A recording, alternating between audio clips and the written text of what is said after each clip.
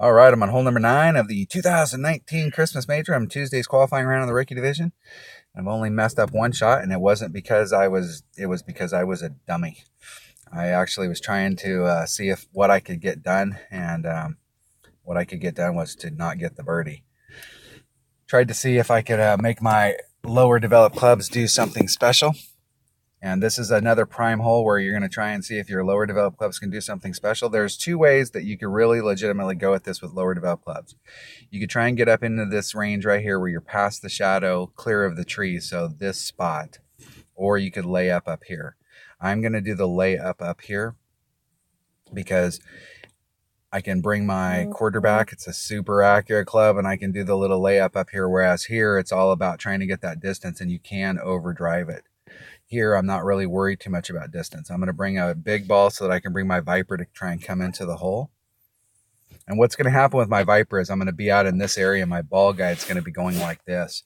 And I'm going to have to deal with that and put on curl to try and cover this arc, because I'm not going to be able to line it up straight at the hole. I probably could if I brought a Kingmaker. A Kingmaker would be definitely a better ball, a ball with lots of side spin. But I don't think in this account, I'm not sure I have. I've got two Kingmakers, so I want to save those for the weekend round. And I'm going to bring this bag right here. I'm going to bring a secondary bag that's got an extra mile. If I don't like the look with the QB, but I'm going to use my QB. I'm almost positive.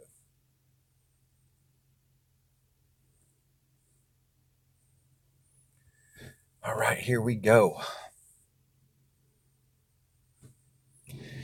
I don't know how to pronounce that. Telia.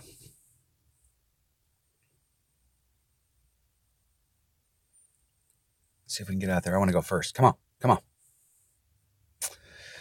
What's the deal? Today everybody's going first.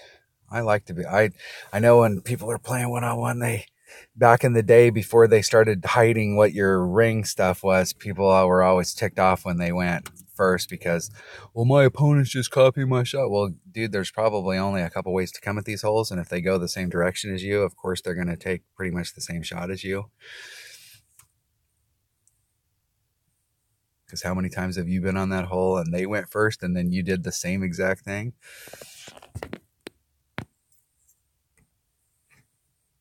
Our opponent is in the perfect spot right there. I mean, you couldn't ask for anything more of that shot as far as distance and where they're at up there. So I'm going to just try and work my way up that as far as I can. 100% accurate club, not taking any risks here.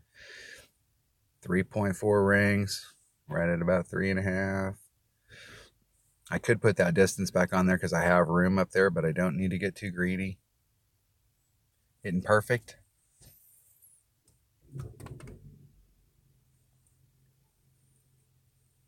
Just trying to get up to the top of the hill. Got lots of room.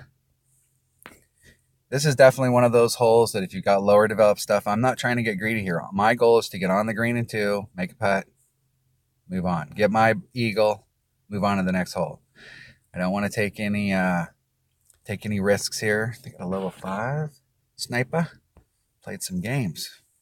Only their second tournament. I was surprised at how either this is somebody's second account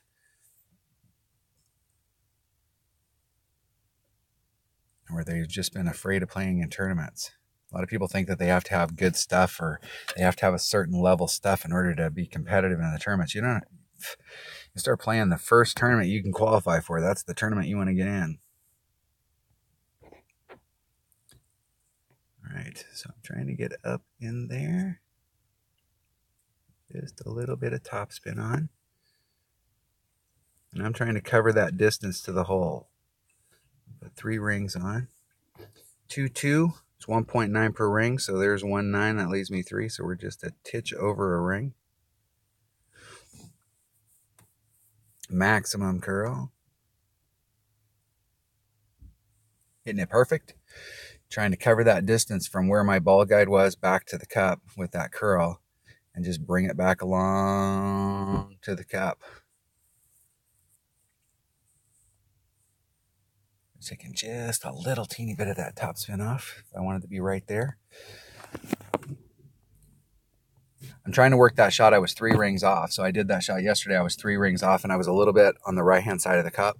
And today I was 3 rings off, and I was a little bit farther on the right-hand side of the cup. So I'm gonna work that. So I'm doing that max curl shot from there. I'm gonna work it. I'm gonna try next time I come here. I'm gonna do like 2.5 rings off the transitional surface. Excuse me. Woo, that felt good. Do my little chip in here. Firefly. Awesome club. I got the Firefly in my bag the very first day I got it in my bag. I started using it, and I used it until I got my Rapier. In the hole. All right, nice easy round.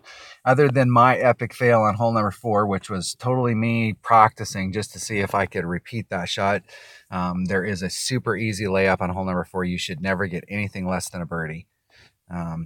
The minus 12 in this tournament for low-level clubs is absolutely super easy. And there are opportunities on a lot of holes. Even with lower developed clubs, there's a lot of opportunities to pick a shot up.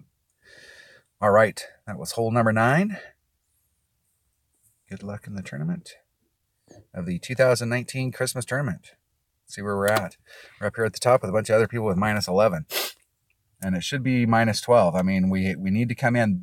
It is going to be an absolutely wild weekend round where we're going to see some huge scores. But the deal is, if you can come in with a minus 12, minus 24 in the weekend round, shoot a minus 24, you're going to be amazed at how well, especially if you're playing in like a rookie bracket, you're going to be way up there towards the top, easily a top 15. If you're in a rookie pro, you probably could still be in that top 15, top 20. If you're in a rookie expert bracket where every single person in your weekend bracket is an expert rated player, either currently or has been, those people are going to have awesome clubs. That minus 24 is probably going to net you a top 30, 35, just depending on your bracket.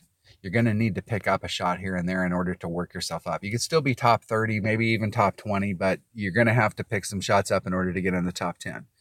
If you're in a rookie Masters bracket where everybody in the bracket is or was a Masters rated player, you bet you're going to be going against some great clubs, and you're going to need to pick up a shot at least on every side. The minimum score typically in a rookie Masters bracket, like the top 90 players will shoot a 24. So everybody in there is shooting the perfect round. So you're going to have to pick shots up in order to move yourself up. So even if you pick up a couple shots, you could still be in 50th. So it's very important. If you've got a lower developed stuff like my 99 account, you do not have to come out here and blow this out of the water. You just need to shoot the minimum score and give yourself an opportunity to pick up a shot, and you can easily find yourself in the top 10. But even if you shoot the minimum score, you're looking at a possible top 10, probably top 15, somewhere in that neighborhood, depending on your tiebreakers. All right, I'm going to go shoot my upper developed account this afternoon, and hopefully everybody has a great tournament. Thanks for watching.